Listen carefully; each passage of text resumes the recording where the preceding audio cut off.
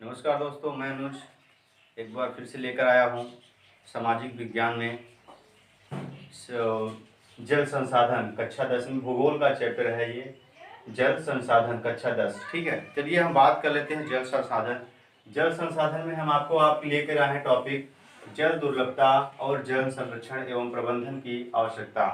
तो जल के बारे में हम जान लेते हैं। जल को सभी लोग जानते हैं, जल ही क्या है? जीवन है। जल आपका बना किससे है? दो शब्दों से बना है।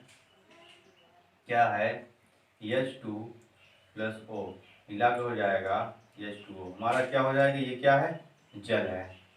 ठीक है, जिसे हम जल कहते हैं।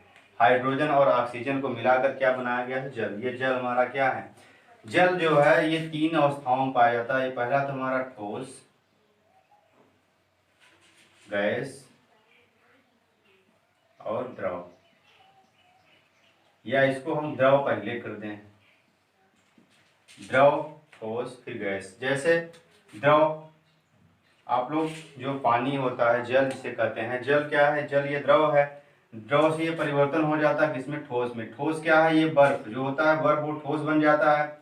उसके बाद ये ठोस जो है वाष्प बन करके उड़ जाता है, या हम कहें द्रव जो होता है ये क्या कर लेता है? गैस बनकर उड़ जाता है, यानी वाष्प बनकर उड़ जाता है। वो क्या है?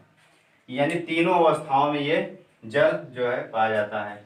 देखिए, अब ये तीनों अवस्थाओं में क्या क्या चीजें हैं। जैसे जल जो है हर जगह पर्याप्त है, लेकिन जल की बहुत बड़ी समस्याएं सामने आई हैं, क्योंकि जल जो है काफ़ी राज्यों में जो है सूखा घोषित हो चुका है। कहीं कहीं इतना ज़्यादा पानी है कि वहाँ बाढ़ आ गई। जैसे अपने इस समय देखिए बिहार में बहुत ज़्यादा बाढ़ आई हुई है। तो कहीं कहीं ज़्यादा पानी हो जाने के कारण बाढ़ आ जाता है, कहीं कहीं बहुत ज़्यादा पानी कमी आने के कारण क्या हो जाता है? सूखा घोषित हो जाता है। तो जो जल है वो, जैसे राजस्थान में वहाँ पे पानी की बहुत सारी समस्याएं हैं, और जैसे मान लो बिहार है, वहाँ पे इस समय देखिए पानी कितना ज़्यादा है। तो पानी जो है, पीने वाला जो पानी है वो कितना प्रतिशत है पीने के पानी? ये 3% है। 3% में केवल 2% ही हम लोग यूज करते हैं। ठीक है, 2% में जो है हम, अब इसमें से 2% ही बचा है, क्योंकि 3% पहले था, अब बचा कितना है? 2 ही प्रतिशत बचा है, क्योंकि पानी की बहुत सारी समस्याएं हो रही, क्योंकि पानी का कोई प्रबंधन नहीं हो रहा है। पानी का कोई ऐसा साधन नहीं उपयोग किए हैं हम लोग, क्योंकि साधन पानी को रोक सकें, क्योंकि पानी को रोकना, संरक्षित करना बहुत ही आवश्यक है। तो समस्याएं क्या है पानी की? बहुत ज़्यादा। जैसे मान लो समस्या क्या है? जनसंख्या वृद्धि। जनसंख्या ज़्यादा अगर वृद्धि होगी तो पानी की आवश्यकता ज़्यादा होगी। जैसे मान लो फैक्ट्रियां हैं, फैक्ट्रियों में पानी ज़्यादा, पानी की आवश्यकता क्यों बढ़ती है? क्योंकि वहाँ पर मशीनें हैं, मशीनों को ठंडा करने के लिए पानी की आवश्यकता होती है। वो पानी खराब भी होता है, वेस्ट हो जाता है पानी, और इस पानी का उपयोग हम करते हैं विद्युत बनाने के लिए उपयोग करते हैं। तो ये चीज़ें जो है पानी का हम दुरुपयोग ज़्यादा करते हैं, इसलिए पानी क्या है? उपयोग हम लोग, क्योंकि अपने भारत में पानी की जो वर्षा होती है 114 सेंटीमीटर होती है, लेकिन पानी की फिर भी क्या होती है? समस्याएं हैं। पानी की फिर भी क्या है? समस्या है। लेकिन ये भारत की बात कर रहे हैं। यदि हम इजराइल की बात करें, इजराइल में 25 सेंटीमीटर वर्षा होती है, फिर भी वहाँ पानी के कोई अभाव नहीं है। क्यों? क्योंकि वहाँ पानी की समस्याओं को दूर किया गया, यानी पानी जो है वहाँ पर उतना ही यूज करते हैं जितना उनकी ज़रूरत है। अपने यहाँ पानी का सबसे ज़्यादा वेस्ट करते हैं, पानी सबसे ज़्यादा ख़राब करते हैं, क्योंकि पानी की कीमत यहाँ लोग कम समझते हैं। जब जब ज़्यादा परेशान होते हैं तभी पानी की कीमत समझ में आता है।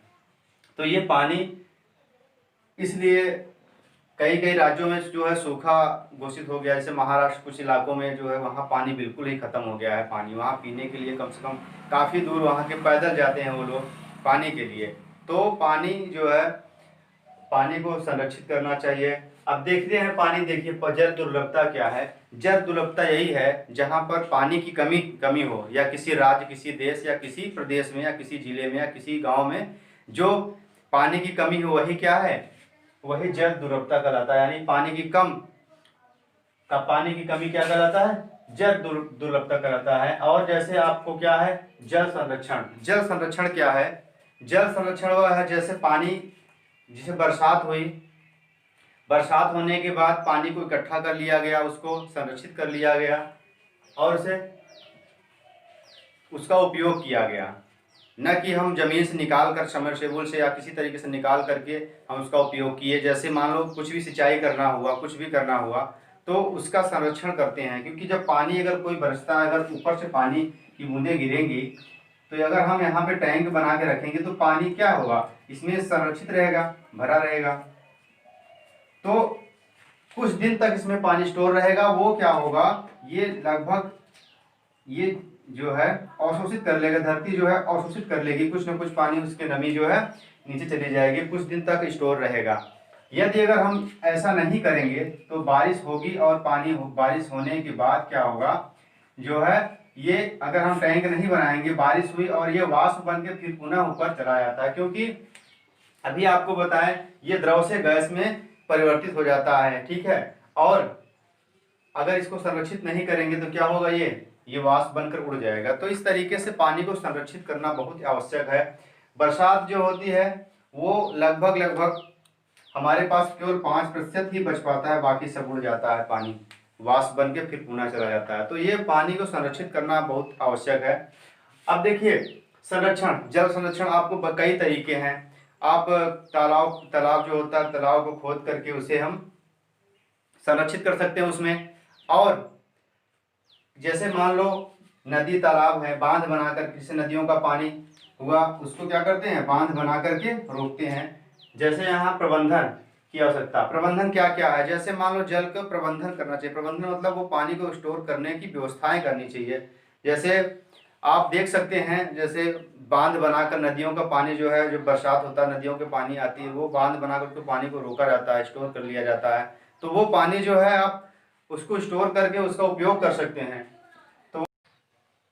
तो जैसा कि हम बात कर रहे थे जल के बारे में, जो प्रबंधन, तो जल प्रबंधन की आवश्यकता क्यों है, क्योंकि जल को स्टोर करना, उसकी व्यवस्था करना, क्योंकि उसको रोक करके रखना बहुत ही आवश्यक है। नहीं तो पानी की हमेशा समस्याएं बनी रहेंगी। तो वो समस्याओं को दूर करने के लिए सरकार को, सबको सोचना चाहिए। क्योंकि अब अभी देखा गया है कि जो है खेत, जैसे खेत में है, खेत का होता क्या है, खेत के बगल में मान लो ये खेत, दूसरा खेत, यानी खेत के जो जितने खेत हैं जो किसी का है, बगल बगल में कहीं नज़दीक नज़दीक में क्या करते हैं, सबमर्सिबल करवा लेते हैं और पानी को नीचे से निकालते हैं। लेकिन अभी क्या हुआ है, कहीं किसी राज्य में देखा गया है कि पानी जो है वापस, जैसे बरसात होता है, वो जो बोर होता है उसके अंदर पानी जो है पुनः उसको क्या कर देते हैं, उसको एक टैंक बनाए हुए हैं, टैंक द्वारा वो जमीन के अंदर फिर से स्टोरेज कर लेते हैं, पानी को डाल रहे हैं। तो ये कुछ सुविधाएं हैं जिससे पानी को स्टोर किया जा सकता है। आपको बता दें कि ये तालाब के द्वारा कर सकते हैं, और जल को जो है इस तरीके से रीबोर में वापस उसको भेज कर भी कर सकते हैं, क्योंकि जल का जो पानी होता है उसको हम टैंक बनाकर उपयोग भी कर सकते हैं। नहीं उपयोग करेंगे हम तो वो पानी फिर से वाष्प बनकर ऊपर चला जाएगा। तो पानी जो होता है उसे हमको रोक कर रखना चाहिए, उसका उपयोग करना चाहिए सही से, ठीक है। इस तरीके से हम आपको दुर्लभता क्या है आपको बता दिए, जल संरक्षण क्या है और प्रबंधन की आवश्यकता क्या होगी, ठीक है। तो आगे हम अगले भूगोल, ठीक है, भूगोल में हम पढ़ेंगे आप जल संसाधन में बहुउद्देशीय नदी परियोजनाएं और समन्वित जल संसाधन प्रबंधन। तो हम सबसे पहले इसमें हम देख लेते हैं बहुउद्देशीय परियोजना क्या है। बहुउद्देशीय परियोजना के बारे में जानना अति आवश्यक, क्योंकि सारी योजनाएं इससे जुड़ी हुई हैं। नदी तो जितने भी बांध बने हुए हैं या फिर कुछ भी, चलिए हम देख लेते हैं क्या होती हैं ये बहुउद्देशीय परियोजनाएं क्या है। एक नदी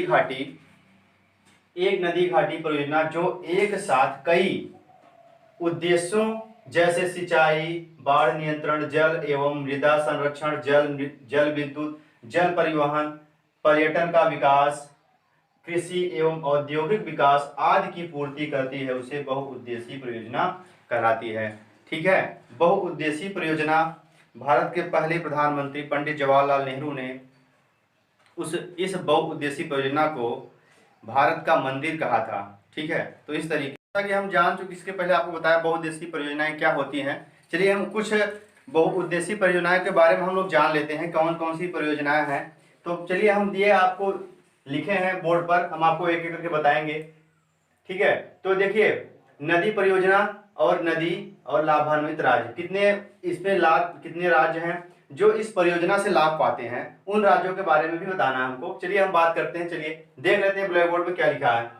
भाखड़ा नांगल परियोजना जो है सतलुज नदी पर बंधा हुआ है। ये इससे कौन कौन से राज्य जो है लाभान्वित होते हैं? पंजाब, हरियाणा, हिमाचल प्रदेश और राजस्थान। ये राज्य जो है इस परियोजना से ये लाभान्वित होते हैं। लाभान्वित मतलब इसका पानी जब रोका जाता है तो ये पानी क्या होता है, इसके सिंचाई के साधन और पेयजल सारी समस्याओं को दूर करता है ये परियोजना। चलिए हम आगे देखते हैं दूसरा परियोजना क्या है। ब्यास परियोजना, ये ब्यास नदी पर बंधा हुआ है। ये कौन कौन सी प्रदेशों को जो है लाभ पहुंचाते हैं? राजस्थान, पंजाब, हरियाणा, हिमाचल प्रदेश, ये सब राज्यों को ये है क्या लाभ पहुंचाते हैं। ठीक है।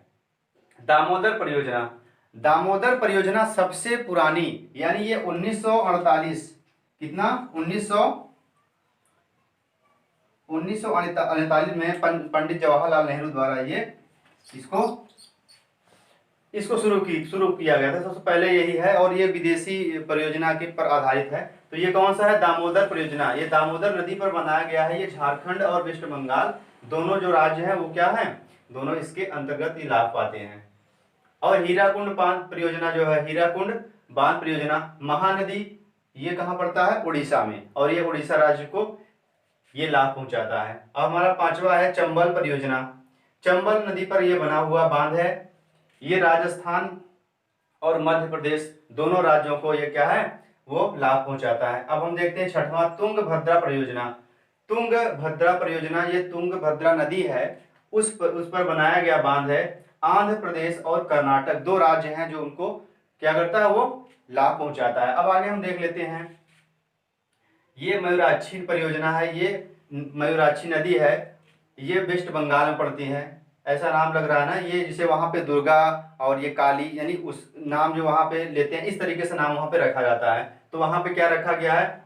मयूराक्षी नदी, ये कहाँ पड़ता है? वेस्ट बंगाल, और उसको क्या करता है? लाभान्वित करता है उस राज्य को। नागार्जुन सागर जो है ये कहाँ है? कृष्णा नदी में बना हुआ है नागार्जुन सागर, क्योंकि अक्सर पूछा जाता है नागार्जुन सागर कहाँ पर बंधा, किस नदी पर बंधा हुआ है, तो हम आपका बताएंगे आप कृष्णा नदी। ये कहाँ पर है? आंध्र प्रदेश को लाभ पहुंचाता है। ठीक है। अब आते हैं, देखते हैं गंडक नदी।